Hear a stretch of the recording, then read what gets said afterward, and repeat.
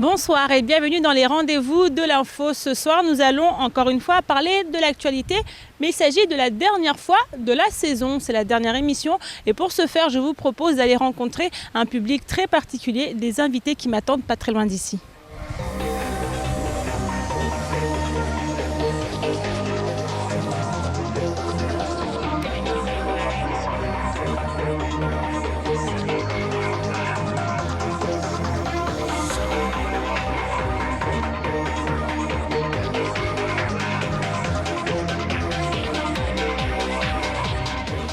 Maintenant en compagnie de mes invités, je vous le disais, c'est une émission spéciale où la jeunesse est à l'honneur parce que ça compte aussi de savoir ce que ces jeunes pensent de Mayotte, de ce que est devenu leur île et de ce qui l'attend.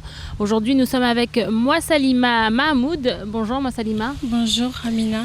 Et nous sommes également avec Sadam Saïdali. Bonjour Amina. Alors le principe de l'émission, je vous l'ai expliqué, c'est de parler de l'actualité, celle de cette semaine en l'occurrence, avec les sujets qui ont marqué la semaine à Mayotte. On va commencer avec cette affaire qui s'est produite à Majicavo où 2 écoles ont été saccagées et puis on regarde les images et on en parle juste après. La bêtise n'admet donc aucune limite. C'est le constat qui ressort de ce lamentable décor. Les 11 salles de classe des écoles primaires de Majicavo ont été saccagées et transformées en véritables toilettes publiques. Les visiteurs ont en effet pris grand soin de marquer leur territoire avec leurs excréments. Pour les parents d'élèves, c'en est trop.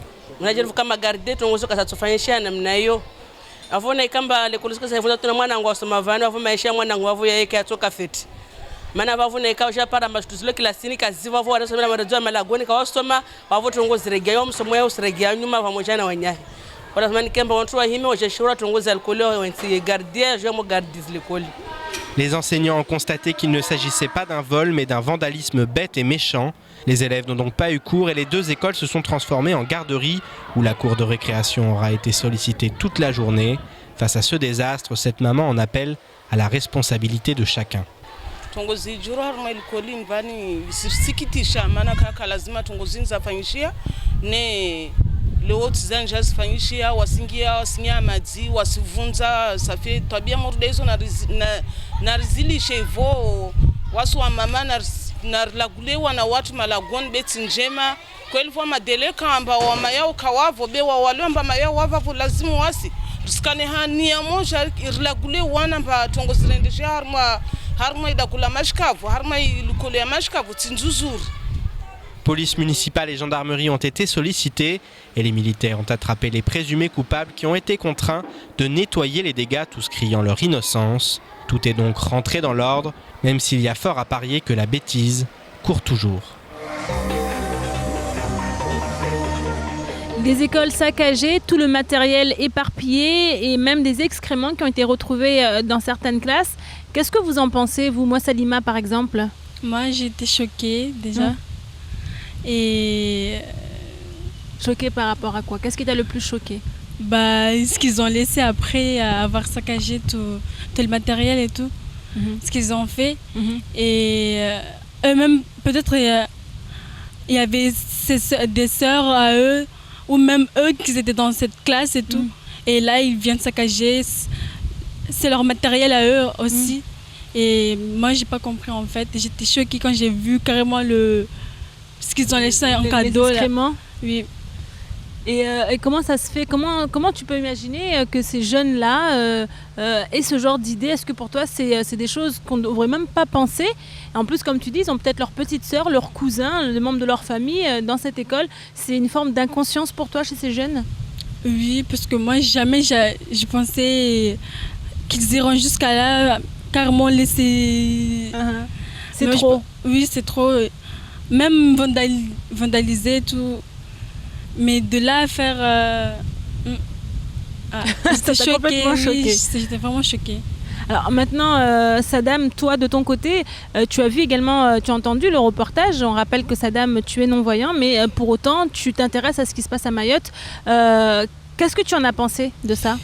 En fait, je me demande si sur le coup ils étaient conscients ou c'était sur la plus de colère. On peut se demander s'ils se sont renvoyés de l'école ou ils ont la haine, mais pour moi ça n'explique pas d'aller mettre en jeu l'avenir de leur petite sœur, comme le disait ma camarade.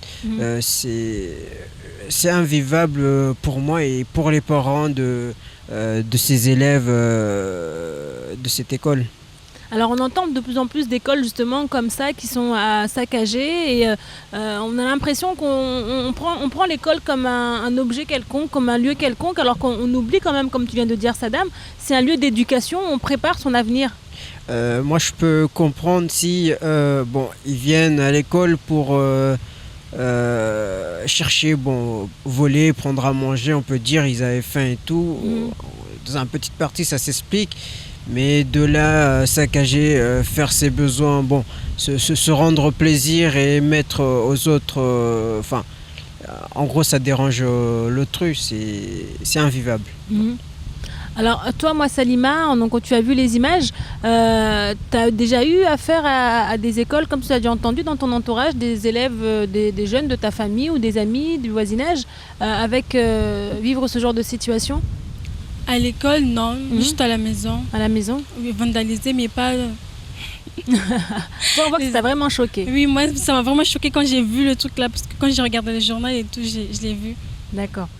Alors je vous propose de continuer maintenant avec un autre sujet. Les pompiers qui ont fêté leur fête nationale la semaine dernière, samedi, c'était sur le parvis du comité du tourisme à Mamoudzou. Donc des interventions, des démonstrations d'interventions ont été faites pour le coup. On regarde ces images et on en parle juste après. C'est une histoire de se mettre tous en sécurité, que ce soit les victimes eux-mêmes, que ce soit l'équipe qui travaille.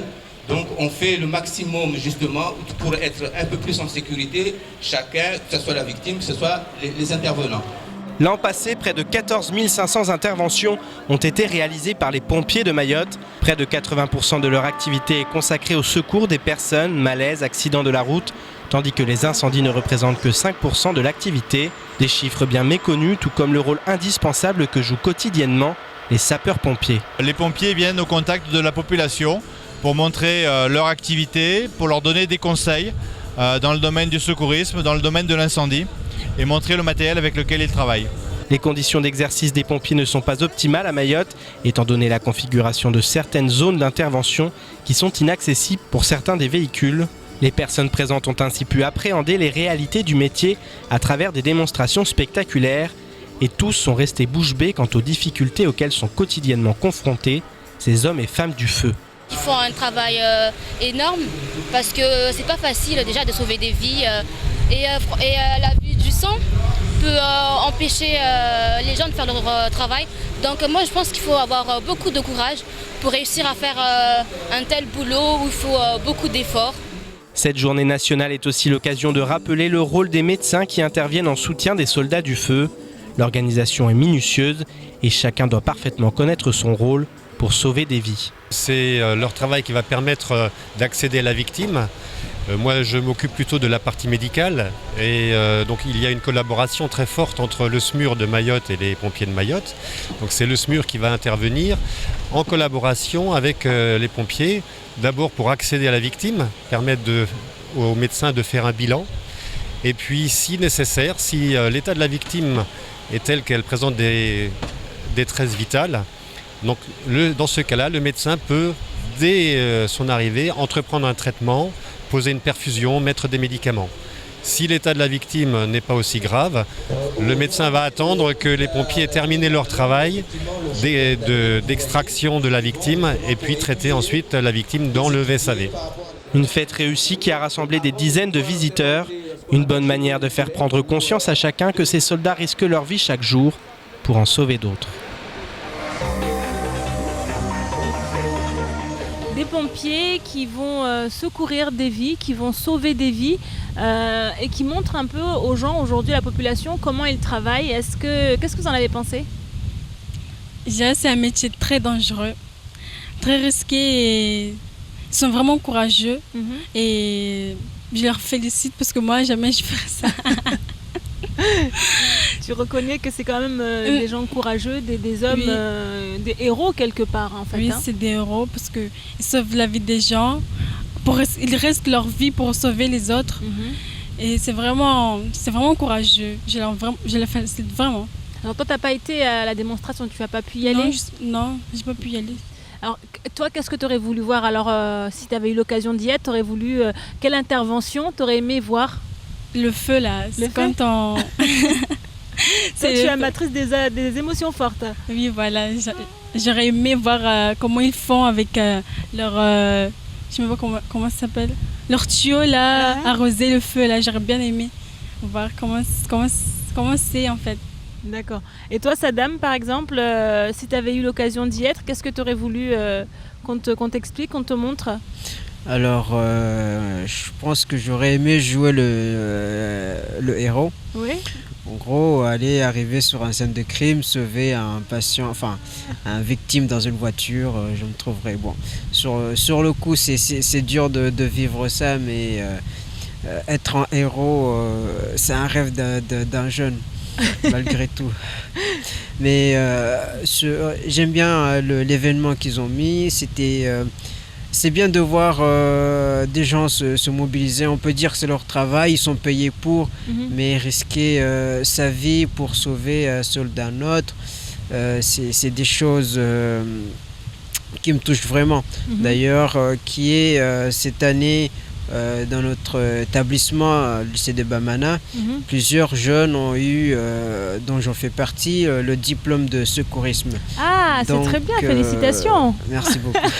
Je crois que nous-mêmes, on sera amenés encore à sauver des vies et on les rejoindra un jour vers leur travail. Alors on voit que c'est comme tu dis, c'est quelque chose qui fait rêver beaucoup de jeunes, être pompier, donc avoir ce statut de héros. Toi, dans ton entourage, tu as d'autres jeunes qui rêveraient d'être pompiers?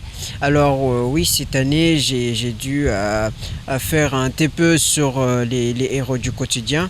En gros, les pompiers, le SMUR et la police. Et on se demandait en quoi ces trois métiers consistent à sauver des vies. Bon, la police qui encadre, qui essaye de maintenir la sécurité dans un pays, les pompiers qui ne cessent, de jour en jour sauvent des vies, les SMUR qui réaniment encore.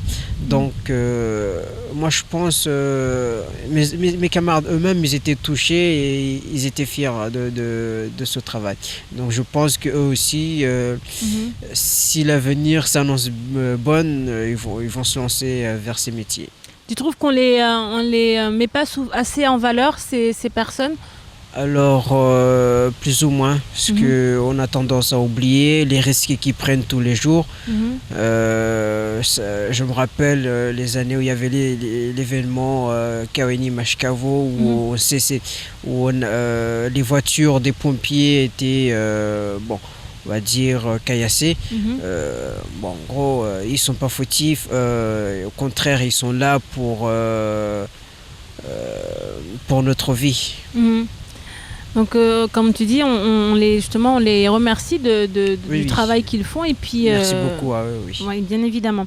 On va continuer avec cet autre sujet, le dugong. Est-ce que vous savez ce que c'est un dugong? Donc, cette espèce protégée à Mayotte et qui est en voie de disparition. Il ne reste plus que 5 ou 6 spécimens dans le lagon mahorais. Je vous propose de regarder ces images, on en parle ensemble.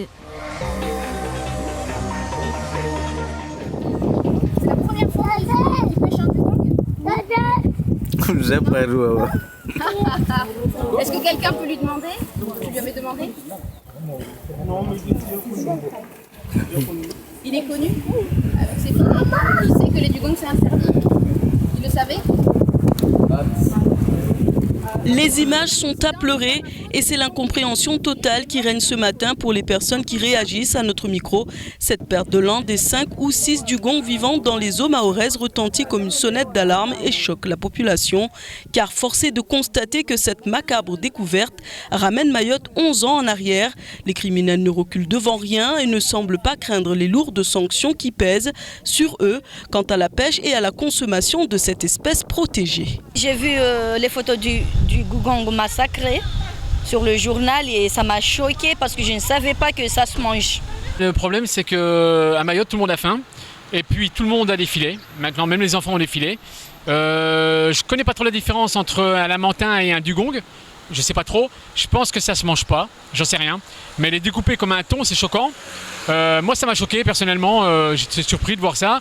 Tu vois par exemple les gongs là il n'y avait pas beaucoup. Là si on continue à les... voilà. Là il en reste combien? Il en reste à peu près 3, 4, 5 quoi. Et du coup si on les massacre ça va. C'est dommage quoi. Parce que c'est une espèce en disparition. Cette barbarie est d'autant plus terrible qu'il s'agissait d'une femelle laissant probablement derrière elle un orphelin. Malgré un physique imposant, le dugong est un mammifère inoffensif et menacé de disparition à Mayotte. Son principal ennemi reste l'homme car si l'alerte n'avait pas été donnée, sa viande aurait fini dans les marmites de quelques familles qui en consomment impunément. La richesse de Mayotte est dans le lagon. Et du coup, si on ne fait pas attention, en fait, si on le détruit petit à petit, par exemple, justement, si on massacre les tortues et les autres, voilà, les espèces protégées et en disparition, c'est vraiment dommage parce qu'à Mayotte, à l'intérieur de l'île, il n'y a plus rien. Ils ont déjà kalazim zaliwa, les cas où on zila leo. Après, on a fikiri wana damwengi leo afikiri amba. Babo tunafanya attention. Maana mtatisikia amba lo sirema sinzano nazo pia. Donc, c'est très dommage que cette espèce soit capturée comme on a vu et dépecée et vendue. Sauf que je ne sais pas si tout le monde est au courant, la législation, la réglementation ou les associations qui défendent ce genre d'espèces. Est-ce qu'il y a eu suffisamment d'informations, suffisamment d'alertes pour la protection de ce genre d'espèces? Un plan d'action et de protection de cette espèce avait été entérimé par le ministère de l'écologie pour la période 2012-2016, mais les effets se font toujours attendre. Régi par le code de l'environnement, ce type de braconnage est passible d'un an d'emprisonnement et d'une amende de 15 000 €. Le pêcheur récidiviste sera prochainement déféré au parquet pour être jugé. Reste maintenant à espérer que les autorités agissent dès maintenant afin que le dugong ne disparaisse pas définitivement de l'île au lagon. Un dugong massacré retrouvé sur une plage du sud de l'île. Qu'est-ce que vous en pensez? Moi déjà je ne savais même pas que ça existait. Ou si je me rappelle en CM2 j'ai déjà vu dans les cahiers et tout, mais là j'avais complètement oublié que ça existait. Et de là, déjà c'est pas tout le monde qui sait que ça existe. Et là on est en train de les tuer et tout. Toi, comment tu réagis quand tu entends que c'est une espèce en voie de disparition et comme il n'en reste plus que 5 ou 6 et si cela disparaît, il n'y en aura plus du tout? C'est grave parce que si on n'y en a pas beaucoup et ceux qui restent, on les massacre et qu'est-ce qu'on aura après? Il n'y aura plus rien. C'est à nous ça. Je ne sais pas pourquoi, c'est nous qui vont encore les tuer encore. Je sais pas. En fait. C'est une chance qu'on a de les avoir, d'avoir cette espèce ici à Mayotte et on a l'impression que certaines personnes ne s'en rendent pas compte, d'où cette inconscience et ce manque de respect par rapport à cette espèce et qui la mettent en danger encore plus, d'autant plus qu'elle l'est particulièrement, elle est en voie de disparition. C'est de l'égoïsme en fait. Oui. Ils pensent qu'à eux. Comme on a vu le pêcheur là, c'est lui qui l'a pêché. Il pense juste à se faire de l'argent. Il ne pense pas à l'environnement, il s'en fiche. Alors toi Saddam, c'est quoi ta réaction quand tu as entendu parler de cette affaire? Alors moi il y a longtemps où on m'a pas parlé de cette spécimen, ça remonte depuis ma 5e où on nous a sensibilisés sur ce sujet et qu'on me dise que des gens continuent à tuer ces spécimens, ça me fait mal, mais d'un côté ça ne m'étonne pas.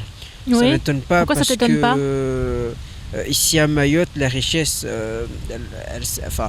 de jour en jour, elle disparaît. Les braconnages des tortues, etc. Et maintenant, si on nous prend le peu qui nous reste dans le lagon, je crois qu'on va dire adieu à notre île, à sa richesse. Et ça te fait de la peine, ça? Vraiment, oui. Et c'est triste parce que nos enfants, ils vont entendre, il y avait cette espèce qui était en voie de disparition, mais maintenant il n'y est plus. Bon, il sera étonné, il va voir que des images, mais je pense que le mieux c'est de le voir et de savoir qu'il y est toujours, que de se dire il y était. Parce qu'il y était, des gens on sent un peu du regret. Bien sûr.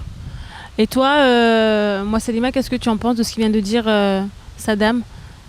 C'est vrai, la génération future en fait, ils ne sauront pas ce qu'il y avait.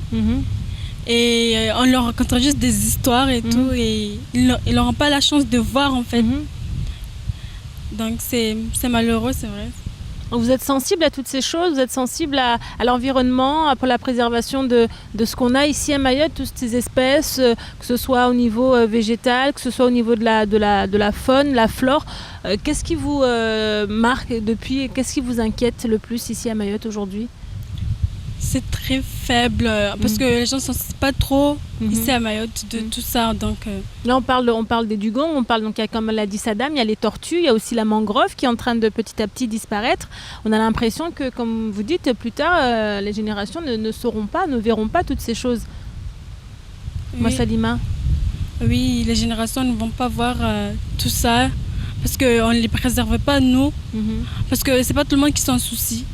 Et vous, comment vous faites au quotidien? Quelles actions vous faites pour justement préserver ce qu'il y a aujourd'hui? Moi, spécialement, je veux dire la vérité, je fais rien. Mais aujourd'hui que tu en as pris conscience, est-ce que tu vas changer de comportement? Est-ce que tu as envie de faire avancer les choses? Oui, j'aurais envie. J'ai envie, en fait. Mais ça te donne envie? Comment faire Je sais pas. Et toi, Saddam? Alors, la richesse mahoraise, elle est bien à conserver. Moi, je suis prêt pour le conserver, à aider à le conserver. C'est vrai, ça nous arrive à tous d'oublier, de jeter quelques canettes par terre. Bon, on va dire qu'on n'est pas conscient, on ne nous met pas vraiment en garde, on ne nous dit pas... c'est vrai que beaucoup d'associations se battent pour les préserver, mais ils ne crient pas trop assez en fait. Il n'y a pas assez de communication, on n'en parle pas trop, on n'en parle pas assez? Je pense qu'on n'en parle pas trop. D'accord. Le peu qu'on peut entendre, le peu qu'on fait, je pense que ça ne suffit pas. La pollution, la disparition des mangroves. Il y a certaines années, on me parlait des Moanaïssa. Wow, j'aimerais bien les connaître moi aussi, mais sûrement qu'eux aussi ils ont disparu. J'espère que ça ne sera pas le cas pour cette espèce et ni pour les tortues. J'aimerais bien que mes petits 7e arrière-enfants puissent les connaître. Et toi, moi, Salima, qu'est-ce que tu aimerais voir changer si tu avais les moyens de faire changer les choses? Tout. C'est-à-dire? Tout, le mangrove, et tout en fait, la faune, la flore. Vous avez l'impression d'être impuissant en tant que jeune, vous voyez des choses se faire, mais vous n'avez pas la possibilité d'agir? Oui, on est impuissant, mais en même temps, on peut aussi se mobiliser, nous aussi, mais bon. Mais bon, c'est-à-dire, vous y pensez pas, vous n'avez pas la force de le faire, c'est quoi? Qu'est-ce qui vous bloque? Qu'est-ce qui vous empêche de le faire? On n'y pense pas en fait. On se dit, on croit en fait en nous qu'on sera toujours petit. D'accord. On se voit petit, donc on se dit on est petit, on est jeune, on n'est pas encore là. D'accord. On va penser plus tard. D'accord. Et c'est une erreur peut-être, non? Oui, c'est une erreur parce qu'on va grandir et ça sera à nous de se mobiliser et de conserver notre île parce que c'est à nous, c'est notre île. Même si on part, on va revenir. D'accord. Merci beaucoup. C'est ici qu'on achève la première partie des rendez-vous de l'info. On se retrouve juste après pour continuer à parler de l'actualité.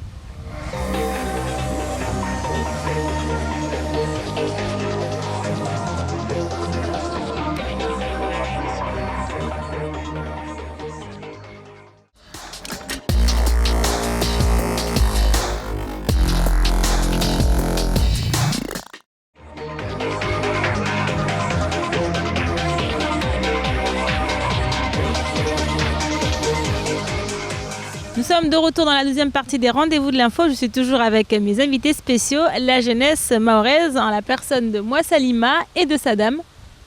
On continue à parler de l'actualité avec vous ? D'accord. Pas de problème.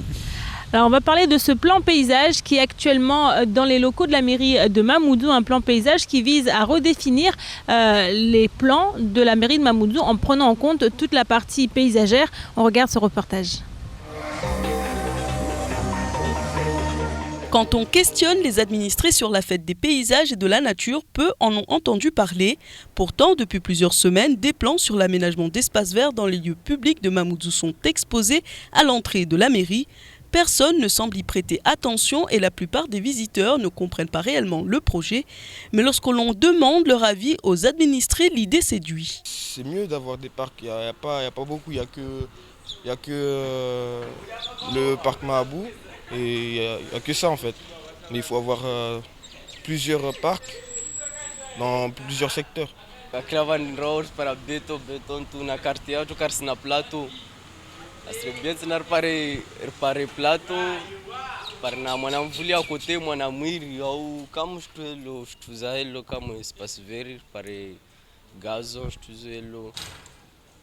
Pour rappel, le plan paysage est un outil de prise en compte du paysage, qu'il s'agit de sa protection, sa gestion ou de son aménagement dans les politiques sectorielles d'aménagement du territoire.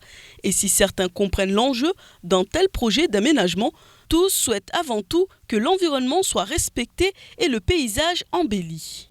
L'espace vert, c'est garder la terre sur l'île et pas la jeter à la mer. Et ça protégerait un peu la mangrove, ça aiderait un peu la mangrove et ça fera moins de déchets à la mer. Donc c'est un travail utile, quoi. Urbanisme, transport, infrastructure, énergie renouvelable, agriculture, des notions d'une importance capitale pour le développement de Mayotte. Encore faut-il identifier et traiter les enjeux majeurs du territoire en matière de valorisation paysagère. Moi je pense qu'il devrait y avoir des arbres fruitiers plutôt que des arbres de fleurs seulement. Parce que c'est déjà de un... c'est bien pour tout le monde, quoi. On pourrait cueillir et manger et ce serait un bon truc pour mon village, quoi. Le plan paysage permet en ce sens d'appréhender l'évolution et la transformation des paysages de manière prospective et de définir le cadre de cette évolution sous l'angle d'un projet de territoire. Ce vendredi, un point sera fait pour le lancement définitif de l'aménagement futur afin que le cadre de vie des habitants de la capitale soit amélioré. Alors on a vu dans le reportage les habitants donner leur avis sur ce qu'ils souhaiteraient voir à Mamoudzou. Et vous, qu'est-ce que vous en pensez ? Alors redéfinir le paysage de Mamoudzou, ça serait un très grand projet. Est-ce qu'on doit refaire encore les trottoirs ou pas ? Est-ce que ça serait aussi une bonne idée ? Essayer de définir des hôtels, je sais pas, essayer de privilégier des endroits pour les jeunes, surtout comme quoi par exemple, des parcs, des endroits ombragés, des endroits où on pourra se retrouver. Il y avait une petite idée, essayer de, par exemple sur la place de la République, essayer de mettre un endroit où s'installer tranquillement où on pourra surfer avec une petite connexion. D'accord. Wi-Fi, ça serait super génial. Le côté pratique aussi, hein. Oui. Il y a beaucoup de choses pour définir Mamoudzou, parce qu'on est loin de Barcelone, je pense.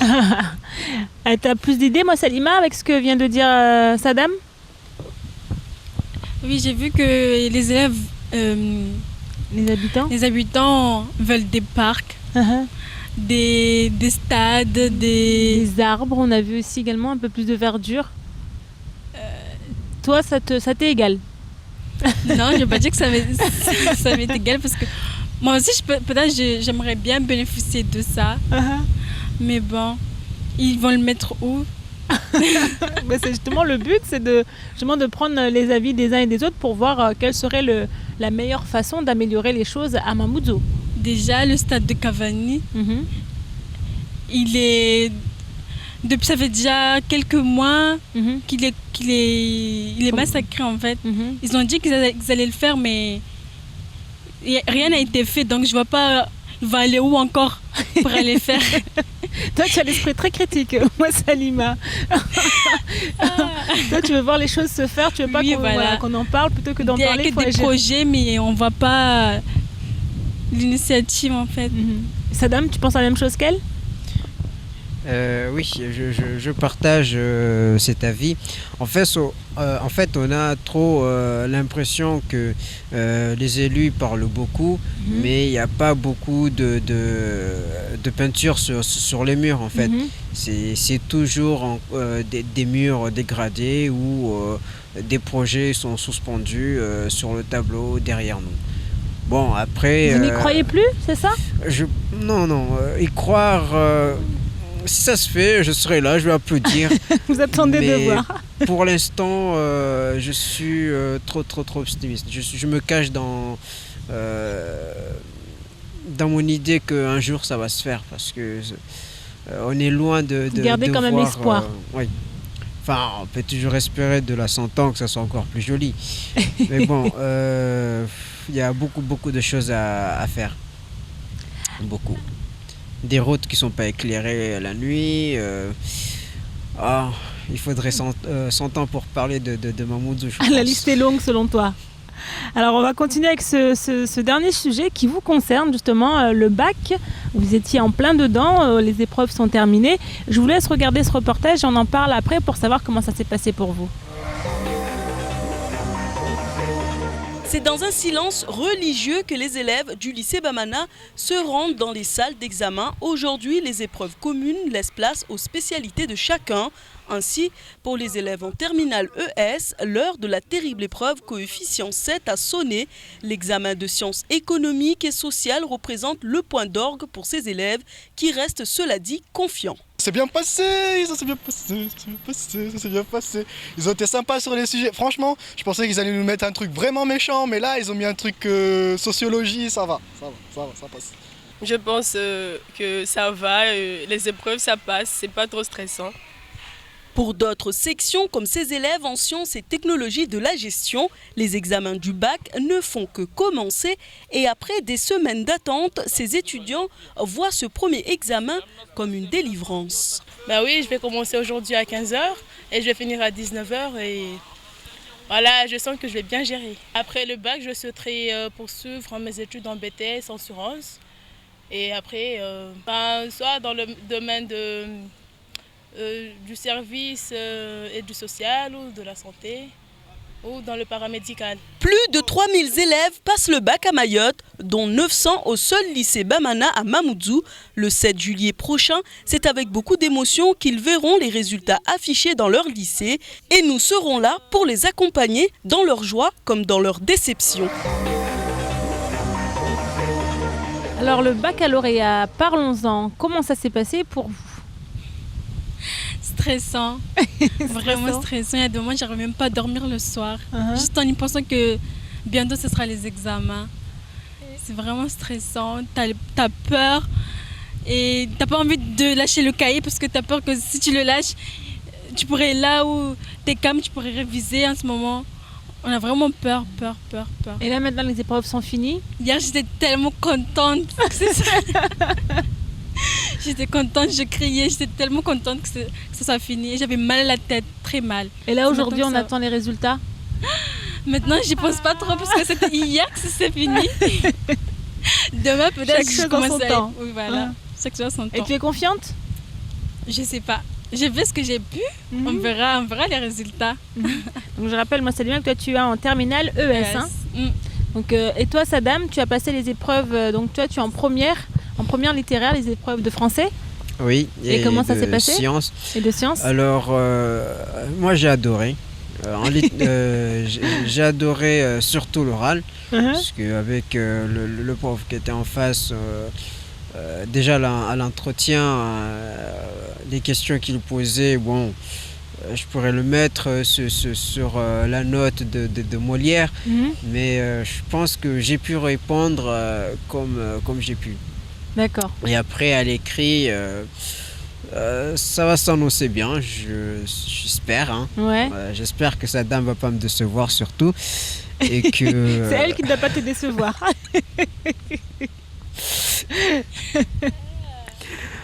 Et en science, franchement, je me suis dit, je vais aller m'asseoir sur la table et le peu que je peux lire, je pense que je commanderai rien.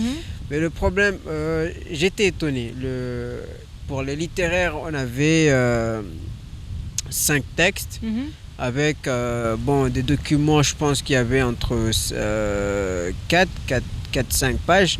Pour les voyants, moi en braille, j'avais à peu près 17 à 19 pages. C'est rien, c'était de la lecture facile et tout, mais quand tu pars en sciences et tu te dis qu'un littéraire avec des sciences et de la maths, ça fait 2, les pages ils doublent. 24 pages en braille et 9 pages pour les voyants. On était choqués. On s'est dit, ça faisait trop. Ça faisait trop. On se dit déjà 5 lignes, on n'arrivait pas à comprendre. Et si vous nous mettez 9 pages, c'est un 0. Hein. Et du coup, ça s'est passé comment? Alors les sciences, ça va. Ça va, dire au final. On aura en dessous de la moyenne, mais bon, non, j'espère pas. On croise les doigts, on attend. On croise les doigts. Alors aujourd'hui, vous vous apprêtez à faire votre envol dans la vie d'adulte, il faut le dire, hein, parce que maintenant qu'on est au lycée, on prépare la vie professionnelle, on va faire des études. Moi, Salima, comment tu vois ton avenir, toi? Qu'est-ce que tu aimerais faire plus tard? Moi, plus tard, je vais être animatrice télé. Donc tu as déjà commencé, tu as déjà mis un pied à l'étrier là. Là, oui, c'est obligé. Et qu'est-ce que tu vas faire? Tu comptes aller à l'extérieur? Comment tu comptes t'y prendre? Non, moi je reste ici. Je vais à l'université de Dembéni là. Je vais faire de lettres modernes. D'accord. Ok. Et toi, Sadam? Alors moi je pense que je serai obligé de partir à Paris pour suivre des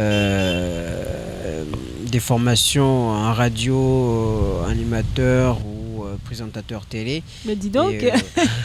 Et aussi en technique plateau. Et ça doit faire... j'ai trouvé qu'un seul établissement à Paris. Bon, peut-être je partirai à Paris ou sinon à La Réunion. Mais c'est trop compliqué de quitter mon île. D'accord. Comme ça, peut-être à mon retour, je pourrais voir si Mamoudzou a trop changé ou pas. Alors, partir, faire des études ou rester et faire ces études, qu'est-ce que vous comptez faire? Comment vous allez contribuer? Est-ce que vous avez envie d'aider Mayotte à évoluer, à changer? Ou alors vous dites, de toute façon, c'est pas de mon ressort et je laisse les choses se faire? J'aimerais bien que Mayotte évolue. Et je ferai tout pour qu'elle évolue. D'ailleurs, ça sera de mon rôle, même en critiquant, pour que ça aille loin. Je serai prêt à le faire. Mayotte, il évoluera avec le temps et j'aimerais bien que les élus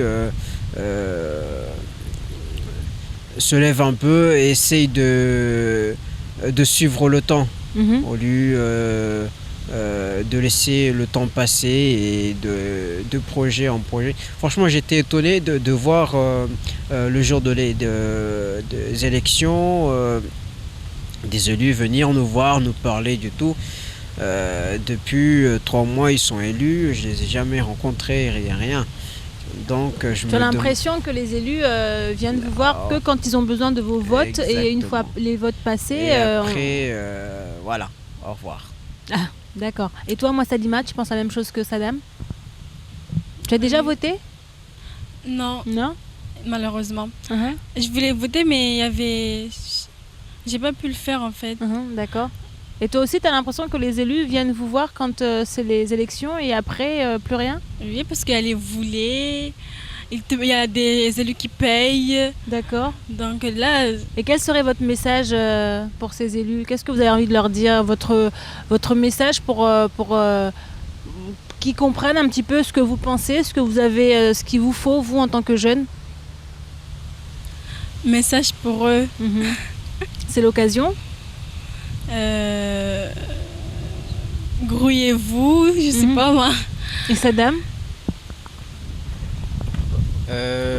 Moi j'aimerais bien leur dire que le temps passe vite et on voit pas de résultats. Enfin, on est là, la jeunesse, on vous écoute et il n'y a pas beaucoup de choses qui nous sourient aux lèvres.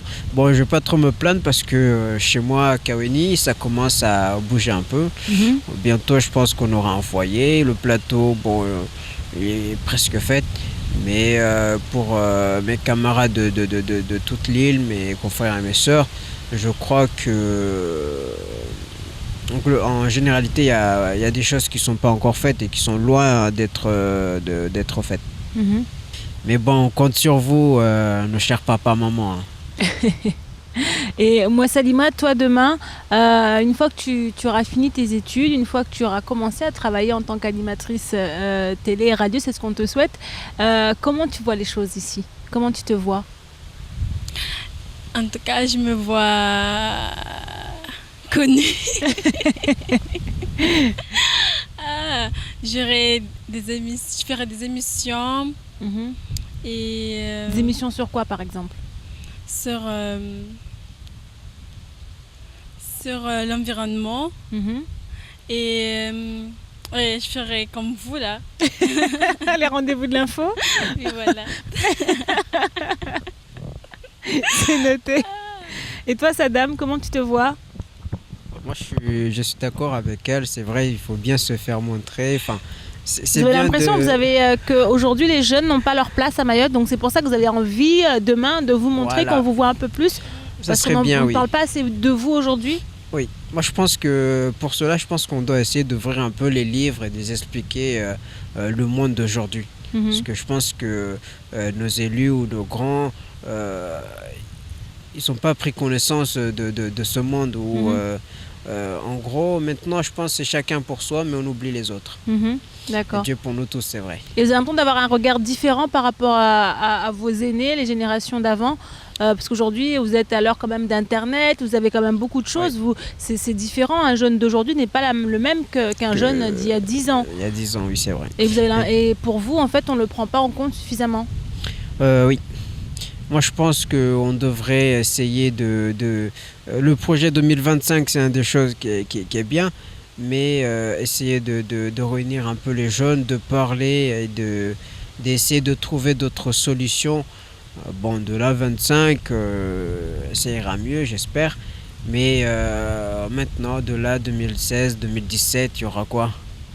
Toujours nos stades, démolis, les gymnases tous les jours saccagés, c'est impossible de vivre ça. Merci beaucoup, moi Salima, et merci également à toi, Saddam. On voit que vous avez quand même un regard bien à vous sur ce qui se passe à Mayotte. La jeunesse mahoraise a des choses à dire et comme vous le dites, on ne vous donne pas forcément l'occasion d'en parler. C'est donc pourquoi nous avons décidé de vous donner la parole pour cette dernière émission de la saison, parce qu'il est vrai, la saison s'achève ici. Les rendez-vous de l'info, nous avons vu avec vous durant toute l'année ce qui s'est passé à Mayotte en compagnie d'invités. Je vous propose de nous retrouver dès septembre pour d'autres émissions avec de nouveaux invités et bien sûr de nouvelles infos. Au revoir et à la prochaine.